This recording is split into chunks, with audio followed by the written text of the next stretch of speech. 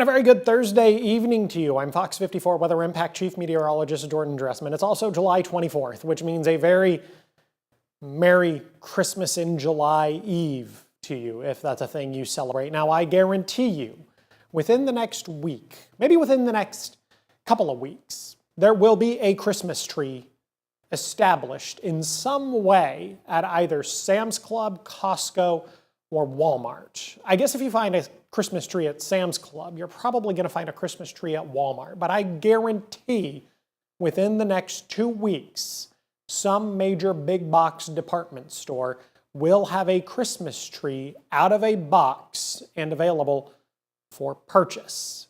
Maybe in the next 3 weeks if we're lucky, because right now all the back to school stuff is still sitting out in the stores, but I'm going to say somewhere within the next 2 to 3 weeks.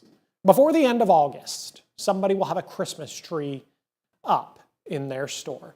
Over into DeKalb County we go this evening. Beautiful evening over in DeKalb County. There's a little bit of cloud cover. Otherwise, it's difficult to find much in the way of any cloud cover, not only over in northeast Alabama, but elsewhere across North Alabama, southern Middle Tennessee. A little bit of cloud cover hanging out over the parkway. We're looking southbound on Memorial Parkway here in the city of Huntsville. A little bit of cloud cover, yes. But otherwise, we're talking about a mostly clear sky across the Tennessee Valley, indicative of a lack of moisture across the Tennessee Valley. Maybe you spent a little bit of time outside through the course of the afternoon. Maybe you noticed it wasn't as humid today as it has been over the last several days. Now, I hope you were able to enjoy that. If you weren't able to get outside and enjoy that, well, you have another opportunity to get outside and enjoy that tomorrow, because we're going to be talking about a little bit of a lack of humidity as we head into your Friday, but then things are going to begin to change as we head into the weekend. Things are really going to begin to change as we head into the early and middle part of next week. I don't want to give too much of the 7-day forecast away, but we're finally going to begin to talk about real heat across the Tennessee Valley. And what do I mean by real heat? I mean heat that is abnormal for this time of year. Thus far, up to this point, everything has been normal. I am giving away part of my own forecast. I have graphics for all of this. Temperatures climbed into the lower 90s this afternoon. These numbers average for this time of year. The Huntsville International Airport saw 92. We saw 93 in Florence. A pair of 91s for Pulaski and Fayetteville up in southern Middle Tennessee. Our friends over in Fort Payne, good evening. I saw a high temperature today of 90 degrees. Like I said, these numbers normal for this time of year. As a matter of fact, the month of July has been relatively average. It has been everything you would expect in the month of July. Yes, we have had a number of days where the temperature was above average, but it wasn't too terribly above average. Through much of the month of July, the average high temperature is right around 91 or 92 degrees. We've only seen temperatures climb as high as 96 at the Huntsville International Airport. We haven't really gotten much warmer than that, and even 96 is relatively normal for late July. We only just saw 96 this week on the 22nd. Now, we did see 96 on July 8th. That might have been a little bit more abnormal, but otherwise, temperatures have been relatively status quo, what you would expect in the month of July. Now, we did have 87 last Saturday. That was kind of nice. We had 90 degrees last Sunday, so we did have a couple of days where the temperature was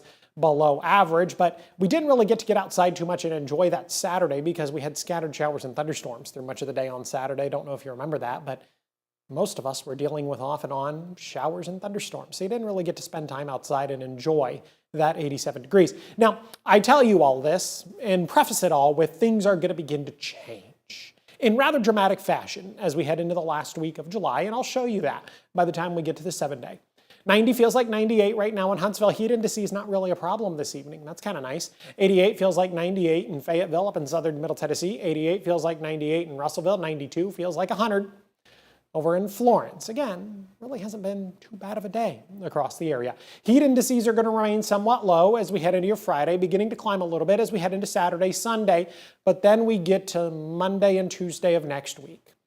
That's where we're going to begin to see some problems. That's where we're going to begin to talk about the real heat, the extreme heat that's going to begin to move into the Tennessee Valley. As we head into Monday and Tuesday of next week especially, now bear in mind that these are heat indices, but the air temperatures are also much higher, and you get to see that here in a couple of minutes. As we head into Monday and Tuesday of next week, we are going to be talking about the warmest air so far this year. Air that is actually worth talking about, air that is actually worth a mention. Like I said, everything so far in the month of July has been pretty typical. It's been pretty status quo. It's been it's been normal. But as we head into Monday and Tuesday of next week, not only are we going to be talking about abnormally high heat indices, but we're also going to be talking about abnormally high air temperatures. And I think it's going to be worth an extra mention and an extra conversation as we head into next week. Radar looks nice and quiet this evening. Now, we did have a couple of isolated showers over the last couple of hours. That activity was sitting south of the Tennessee River, but even that was difficult to come by. And at this point, if we're dry at this point in the evening, I'm fairly confident that we're going to stay dry through the rest of the evening. Let's go through Futurecast. We get to the lunch hour on Friday. Isolated to widely scattered showers and a couple of isolated thunderstorms begin to develop across the Tennessee Valley.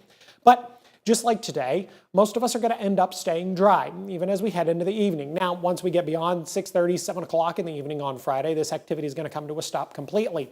Look what Futurecast tries to do. By the time we get to 8:30, 9 o'clock in the morning on Saturday, tries to bring in some additional cloud cover to the area. Now, while I would like this, because I need to mow my lawn this weekend, and I'm going to do it early Saturday morning.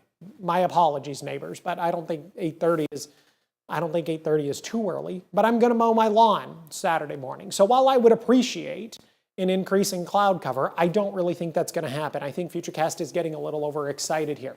Now, it does do a really good job at bringing isolated to widely scattered showers and thunderstorms in as we head into the early and middle part of the afternoon, holds on to some of that activity as we head into the evening, but then gets rid of it pretty quickly as we head into the overnight. Other opportunities for rain in the forecast as we head into the back half of the weekend and then every single day through the forecast period as we head into next week. But again, just like the last several weeks, this is pretty run-of-the-mill. You would anticipate an opportunity for rain every single day, especially when we're going to begin to talk about an increase in humidity. An increase in humidity simply means there's more moisture in the atmosphere. So really what this activity is, it's not really going to be organized in nature. Showers and thunderstorms are rarely organized in nature during the summer.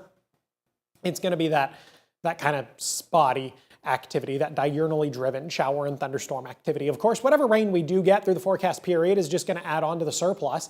New drought monitor came out today. We're still not talking about any drought problems, with the exception of DeKalb County. There is a very small portion, emphasis here on small portion, of DeKalb County that is talking about abnormally dry conditions. Is that anything to be worried about right now? No, absolutely not. In general, across the Tennessee Valley, we are talking about a surplus of rain. We are talking about a lack of a drought problem, and that is really good news because we're getting ready to head into August, September, and October, the 3 driest months in the calendar year. So the fact that we're talking about a surplus of rain right now and not talking about a drought problem across the Tennessee Valley is hopefully setting us up for a fair amount of success as we head into this period of August, September, and October, where every single month averages less than 4 inches of rain through the entire month. Rest of the evening, let's talk about that. 88 at 7, 86 by 8, 83 degrees by the time we get to 9 o'clock. We don't cool off that much as we head into the overnight. Just like the last several nights and just like the next several nights, we're going to be warm. Temperatures dropping into the mid-70s, a partly cloudy sky. I also think a little bit of patchy dense fog is liable to develop, but most of us are going to be just fine. The word's cut off. That's not cool. Temperatures climb into the lower 90s tomorrow afternoon. I've got a high temperature right around 92 degrees. Much the same as we head into your weekend. 92 on Saturday, 93 degrees on Sunday. Isolated showers and thunderstorms are going to be possible. We're talking about Rock the Dock. It returns to City Harbor at Lake Guntersville. It's a great event. If you've never been, I highly recommend going. It's a free event. They don't pay me to say that. I literally just went to the event and stood in the hordes of crowds last year, and it is a very busy event. I highly recommend getting there early. If you'd like a chair, they do have a few chairs set up to sit down. I recommend getting there early to get a good parking spot. My wife and I went out to one of the restaurants and got dinner last year in the name of getting a really good parking spot. Again, they're not paying me to say this. I'm just telling you that it's kind of a fun event. If you don't